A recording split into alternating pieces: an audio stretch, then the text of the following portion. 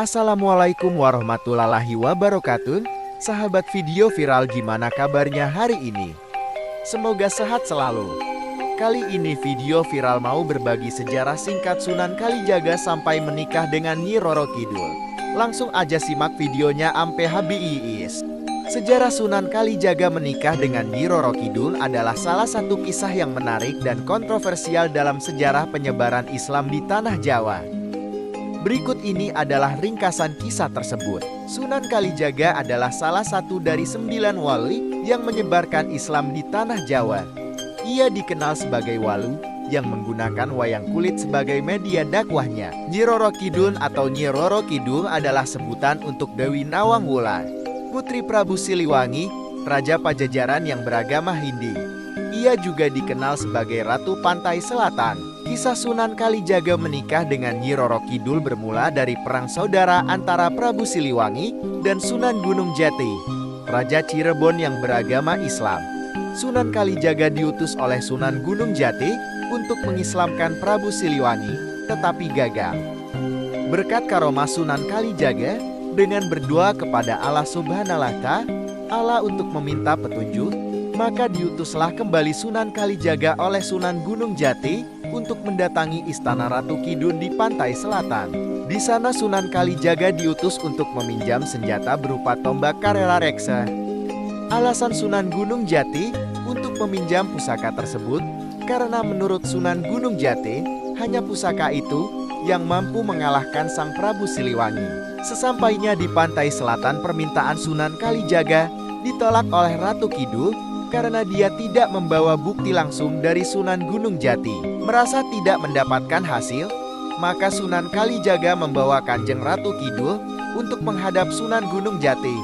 Di hadapan Sunan Gunung Jati, Ratu Kidul merasa malu karena dia tahu bahwa Sang Sunan pasti bisa membaca pikirannya. Wahai putri Prabu Siliwangi, hanya engkaulah yang mampu mengalahkan kesaktian ayahmu, maka dengan segala hormat pinjamkanlah Kalijaga tombak pusakamu yang bernama tombak Karela Reksa, kata Kanjeng. Di hadapan Sunan Gunung Jati, Nyi Roro Kidul mengatakan, bukannya menolak permintaan tersebut, namun karena sebuah alasan bahwa bisa meminjamkan pusaka tersebut jika yang meminjamnya bersedia menikah dengannya.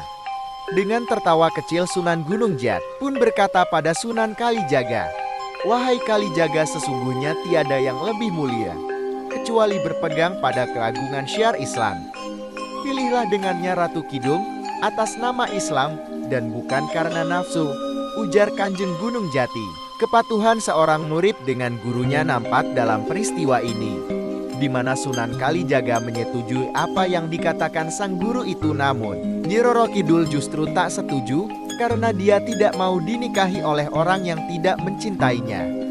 Selain itu, sang ratu juga masih mempertanyakan kesetiaan Sunan Kalijaga padanya. Nyi Roro Kidul pun mencoba menguji kesetiaan Sunan Kalijaga dengan meminta Sunan Kalijaga untuk mencarikannya tasbih kecubung wulung yang didapat di Laut Merah. Sunan Kalijaga menyanggupi persyaratan itu dengan bertafakur, bermeditasi, dan meminta petunjuk kepada Allah Subhanahu wa Ta'ala. Sunan Kalijaga didatangi 3 sosok bangsa lembut bernama Sang Hyang Sontong, Sang Ratu Sanggabisa, dan Siwalika. Sesampainya di pinggir Laut Merah, keempat orang yang barusan datang tadi langsung disambut pendamping Ratu Bilqis dari bangsa siluman. Atas izin Ratu Agung Bilqis, Sunan Kalijaga pun diberikanlah satu buah Nur Sulaiman berwujud peti ukir dari alam hasrat yang di dalamnya terdapat tasbih berbahan batu kecubung hijau atau tasbih kecubung wulung. Setelah mendapatkan tasbih itu, Kalijaga pulang dan menemui Sunan Gunung Jati dan juga Nyi Roro Kidul. Pertempuran Sunan Kalijaga dan Prabu Siliwangi harus segera dimulai secepatnya setelah mendapatkan pusaka tombak Karela Reksa dengan diiringi 40 orang. Rombongan Kanji dengan Kalijaga lantas berangkat menuju Laut Selatan. Ternyata perjalanan mereka sudah lebih dulu diketahui oleh Kanjeng Nyai Ratu Kidul yang dengan riangnya mempersiapkan segala hiasan dan pernak-pernik untuk menyambut kedatangan kekasihnya. Sunan Kalijaga akhirnya menikah dengan Ratu Kidul. Sunan Kalijaga pun dapat dipinjami pusaka tombak Karela Reksa sesaat setelah menikah. Pertempuran Sunan Kalijaga dan Prabu Siliwangi tak bisa dihindari lagi. Karera reksa langsung diserahkan kepada gurunya Sunan Gunung Jati. Lalu pusaka itu oleh sang guru ditambahkan satu tombak, di atasnya ditancapkan satu tombal. Sehingga pusaka Reksel yang tadinya mempunyai 7 cabang dan satu jalur runcing di samping menjadi 9 cabang. Oleh Kanjeng Sunan Gunung Jati, pembakaran Karera Reksel diberi nama baru dengan sebutan pusaka Agung Buana Tombak Nirwana Cakra Langit. Selama 7 malam berturut-turut pertempuran Sunan Kalijaga dan Prabu Siliwangi terjadi. Setelah mengalahkan Prabu Siliwangi, senjata tombak Cakra Langit dikembalikan ke Keraton Pantai Selatan dan hingga kini tombak tersebut masih ada. Itulah kisah pertempuran Sunan Kalijaga dan Prabu Siliwangi.